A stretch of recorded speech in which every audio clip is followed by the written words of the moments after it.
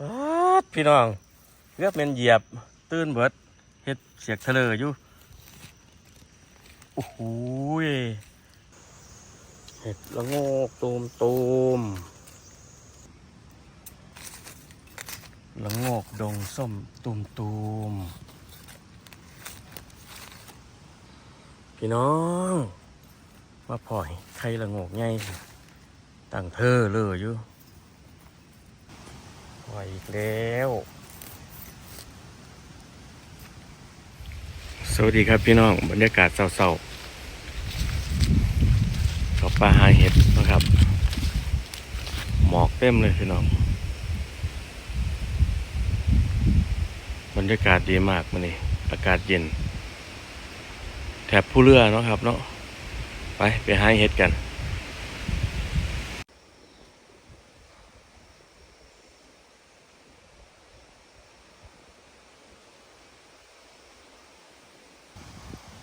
ดอกแรกแหกหวานพี่น้องมาเศร้าๆก็สิได้ดอกตุ่มๆมันสิต้นเนาะเห็ดกาแลดอกงาม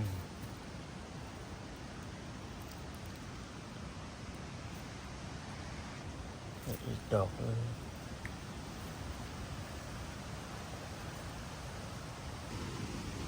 เห็ดปวกตัวละพี่น้อง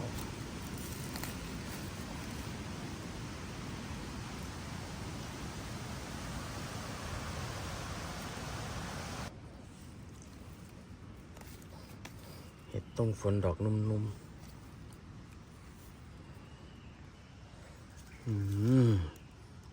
งอกบาน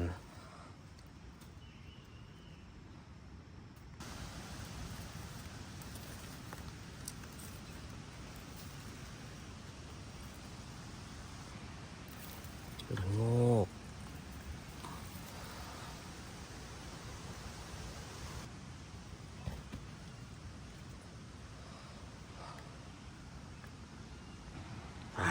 พี่น้องเห็ดละโงกโอ้ยกำลังดอกงามๆเลยละโงกดง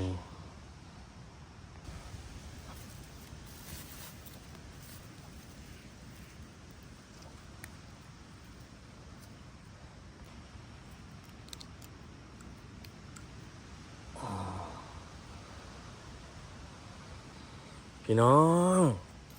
มาปล่อยไข่ละโงกไงตั้งเธอเลยอยู่โอ้ยพูดอ่ะ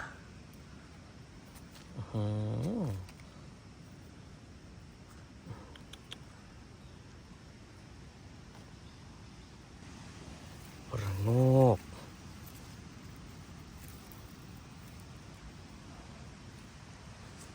มีไข่อีกด้วยพี่น้องมีไข่พัน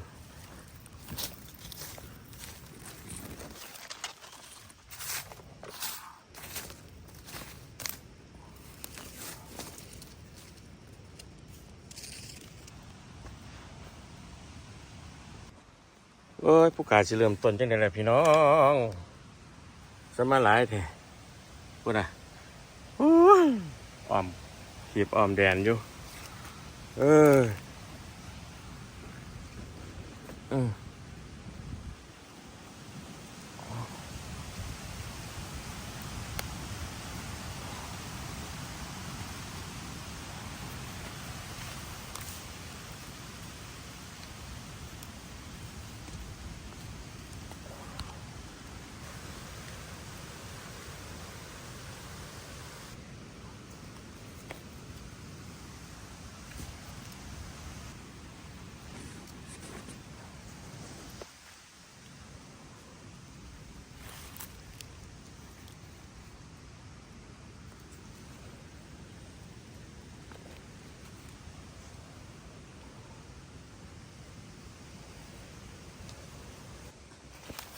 พี่น้องเห็นยังบ่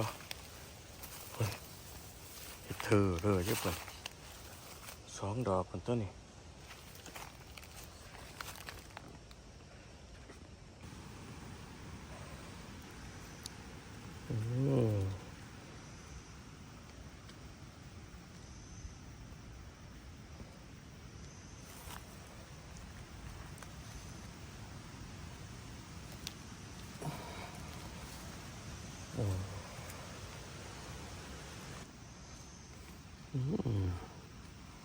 ระโงกดงซะด้วย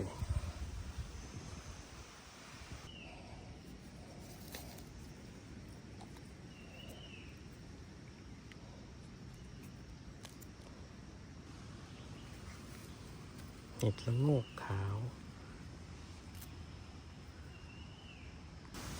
ละโงกส้มพี่น้อง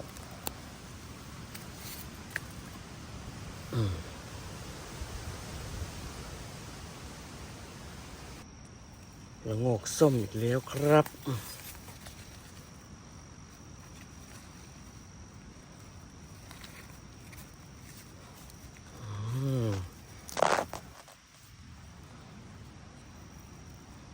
หล่นตาแล้วพี่น้องละโงกดงส้มตูม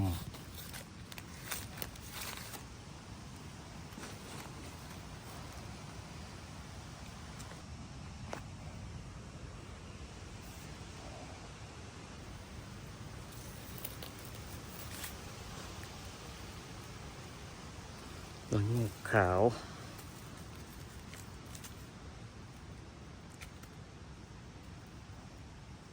อีกดอกหนึ่งพี่น้องโอ้ยหลายดอกพี่น้องหลายดอก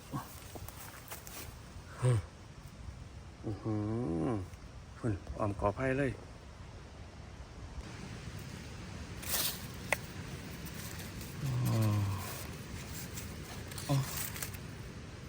เอาจังไดฮะนี่ โอ้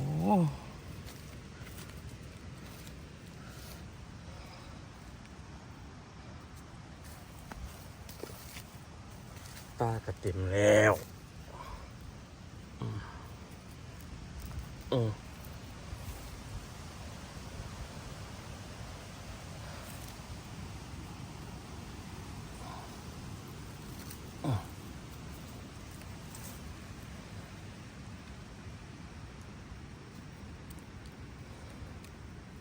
หล่นตาพี่น้องตาออกผู้เดียวคักแท้หล่นแล้วหล่นอีก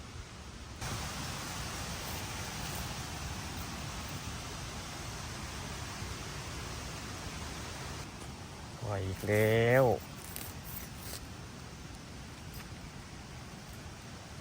หล่นตา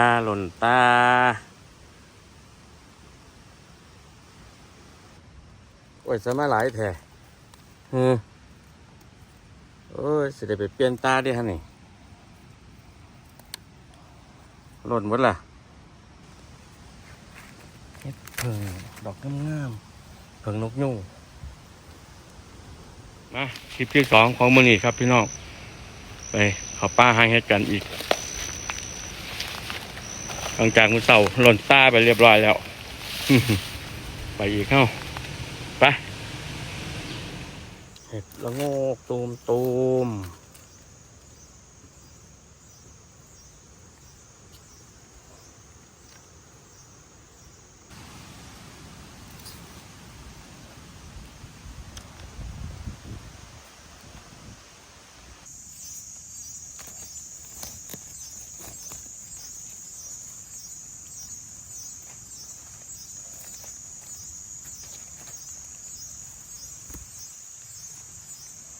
โอปาโถ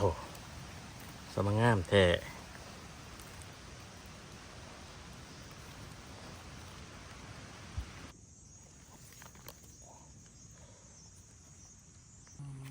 เห็ดพึ่งแดงพี่น้องโอ้ยเสียดายเลยดอกหนึ่งพี่น้อง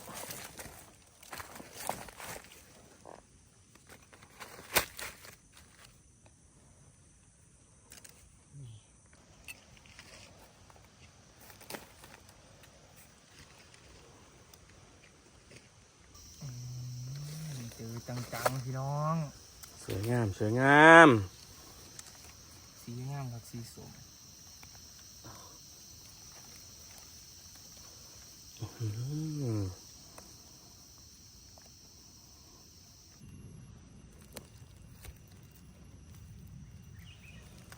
2 ดอก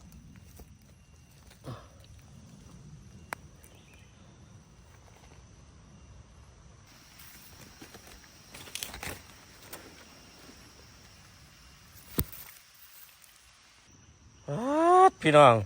เกือบเป็นเหยียบตื้นเบิดเฮ็ดเสียกทะเลอยู่โอ้โหยสีสันสดสวยงดงามระโงกดงส้มเจออีกแล้วครับมูนี่บาน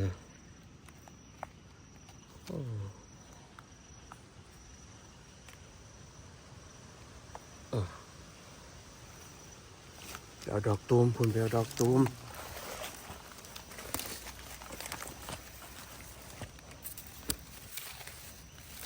ครับสีงามพี่พอจะดอกงาม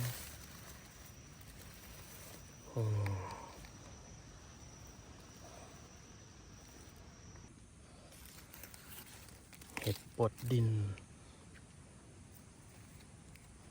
ดอกงามๆเดี๋ยวจังสิตัดขาพี่น้อง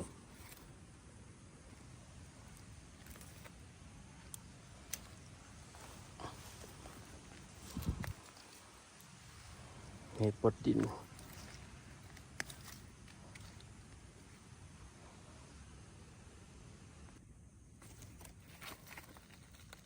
เห็ดผึ่งแดง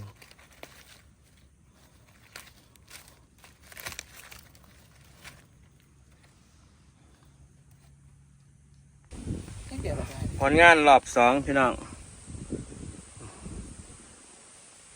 ได้เห็ดทานกับเห็ดละโงกเห็ดผึ่งฝากติดตามกดไลค์กดแชร์ให้น้ำด้วยเด้อครับเด้อคุโรมบุรพาเซียนป่าค้นหาเห็ดครับ